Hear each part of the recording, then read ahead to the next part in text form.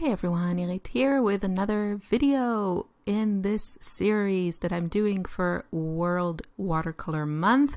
During the month of July, I am attempting to paint a spread in my cute little journal every day, and I'm just following my color palette, so that gives me a really good starting point. And till now I've only painted florals, and I would say it's a safe bet that I'm going to stick with that. So today's color is a longtime favorite.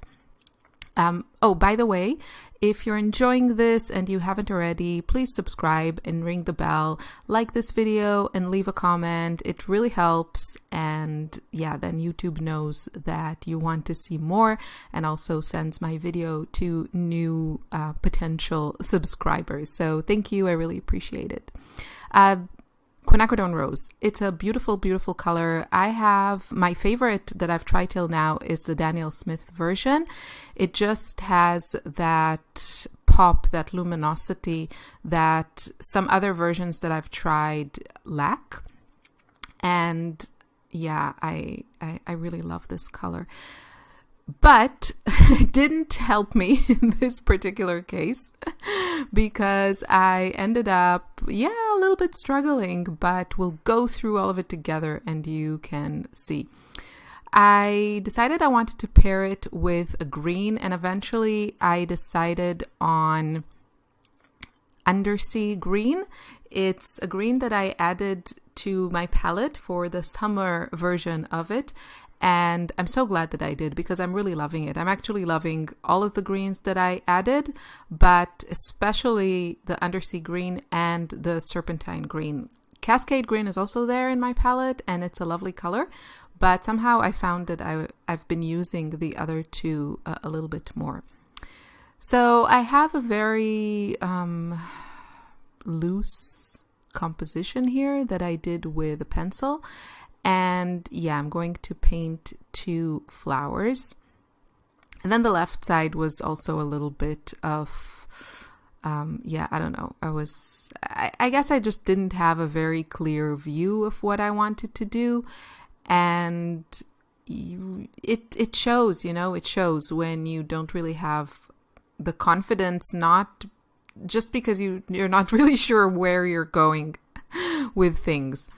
So here I'm mixing a green and I want to block the background, which is something that I did in the previous page and really, really liked. So that particular technique or element or whatever you want to call it, I see it staying for a while because I really love it. It's kind of tricky for me to find that perfect background color. I think it's one of those things that I need to kind of slow down and get it right before I put it on paper because it's not acrylics, I can't cover it up so easily. Although, stay tuned for some, new things happening, new options, and I'm just talking about this video. I'm just using some things that I have in a new way for me. So on the other side, I was just messing around. I don't know. I like this flat brush for blocking in that background. It does the job fast. I like the sharp edges that I can get. And also it doesn't hold a lot of water, so I don't have that, super watery, loose background. I do want a relatively kind of flat or even application. So yeah, the flat brush works well for that. It's just, I think it's made by Jackson's. It's just a regular flat brush, nothing exciting. I have a few flat brushes, they all kind of perform the same. So I can't add a lot of more layers into my flowers until they are a little bit drier, because then everything starts to flow, and I've come to realize it's not how I want it to look. I really like these kind of florals that have those brush strokes, those layers of color more a look I would say is like popular or typical in other mediums, not so much watercolor, but that's what I'm liking right now. So that's what I'm going with. I don't really enjoy working with acrylics, at least, no way near as much as I enjoy working with watercolors. So even though sometimes or recently in the last months, I feel like I am, watercolors are probably not the easiest or best medium for me to work with to get the look that I want.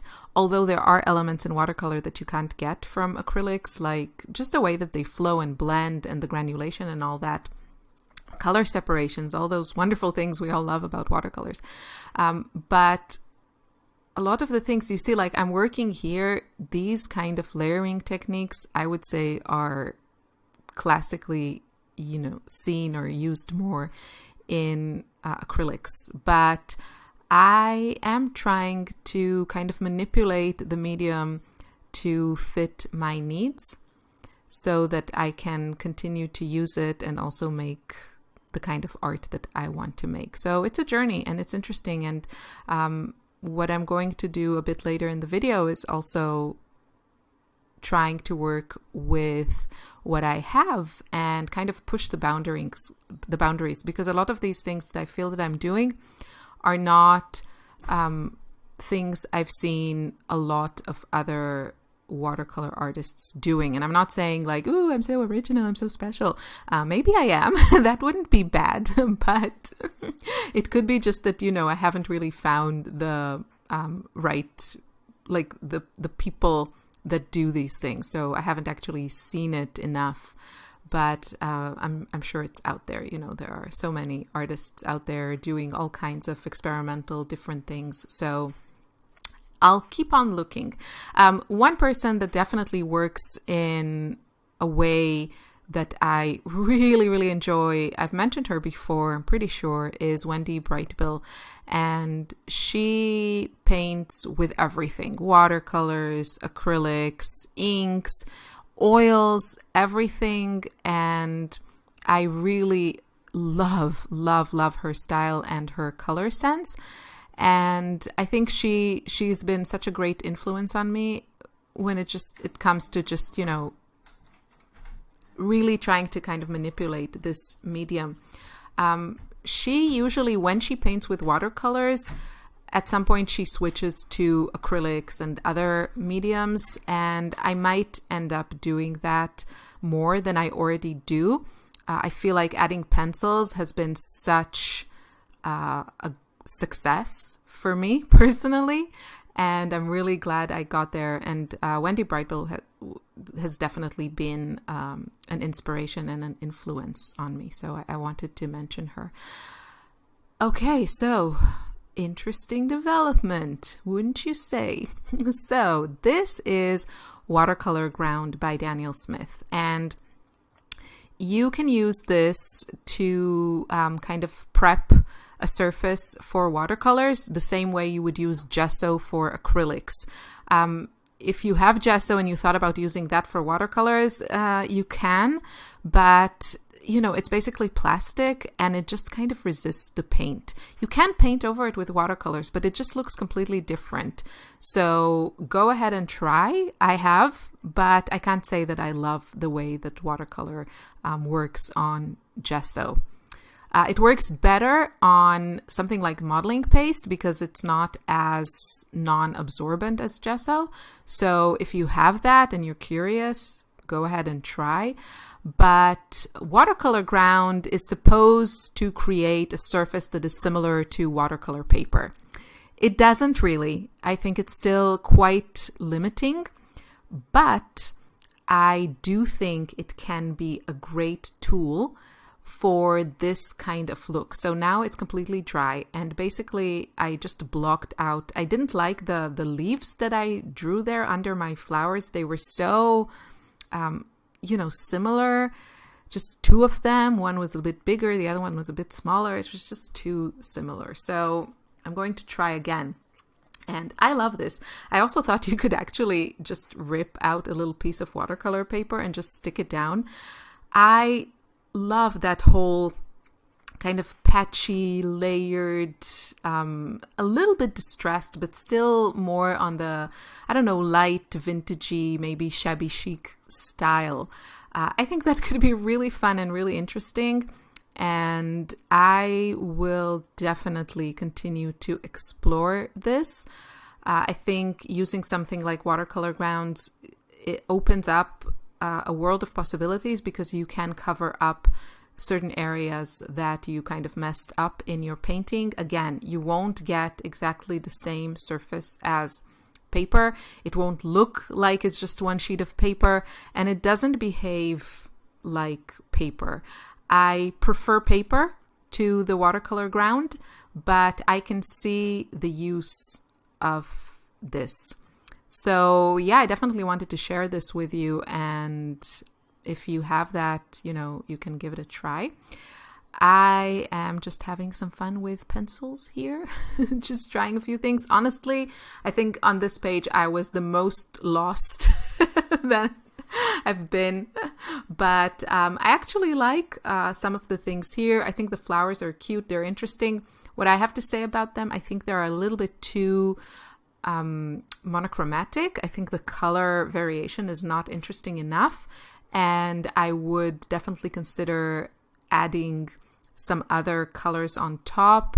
Not necessarily like, you know, saturated colors, maybe just some muted tones or something. It's just very, very kind of pinky, matchy, and it's just not, you know, it's not giving me those warm, happy watercolor feelings. So that is one option. I decided to kind of leave this alone, and I went in with a white gel pen. I added just some dots on top of the areas that are darker, and I actually really, really like this effect, and I'm definitely going to do this again. So as I've said in the previous videos, this has been such a great place for experimenting and just having fun, trying new things. So yeah, I was kind of lost. So I decided to draw a little rainbow to cheer myself up. And no, I think at this point I was kind of craving more color, but I had absolutely no idea of which color I wanted to add. So I thought, okay, I'll put a little rainbow, and then maybe the rainbow will tell me which colors I should add. And looking at it now, honestly, when I was working through this, I kind of drew a blank. But looking at this now, I think the teal, the one before last that I added there, I think that could have been a fun addition. And maybe that would be fun to go maybe with like a teal pencil, or like, you know, hard pastel, like a pastel pencil. Did I say pencil? You know, I mean an opaque, light, minty color is what I mean. I think that would be fun to maybe add just a few sketchy lines on top of that flower. I think it would really add a pop. I might do that, because now that I'm thinking about it, I really want to try it. So maybe. But yeah, so I'm just adding some color, just mixing stuff I already had in my palette and some more pencil lines. And that is it.